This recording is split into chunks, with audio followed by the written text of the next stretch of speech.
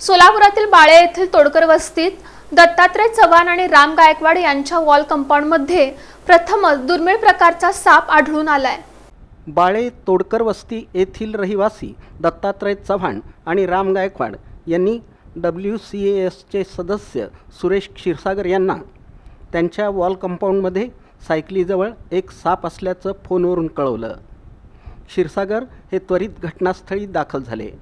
त्यांनी कंपाऊंड बाहेरून तो साप ओळखला असता तो नाग प्रजातीचा विषारी साप असल्याचं दिसून आलं, परंतु जवळ जाऊन त्याचं नीट निरीक्षण केलं असता त्यांच्या लक्षात आलं की सापाच्या डोक्यावर आणि मानेभोवती पांढऱ्या रंगाचे ठिपके दिसून आले।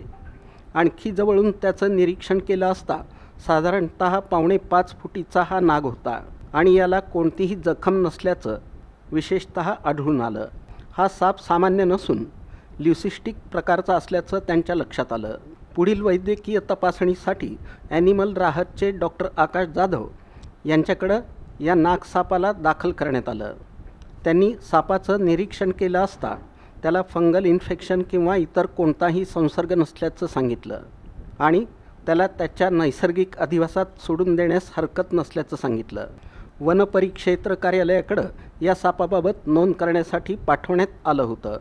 वन विभागानं याची नोंद घेतल्यानंतर त्याला त्याच्या नैसर्गिक अधिवासात सोडून देण्यात आलं।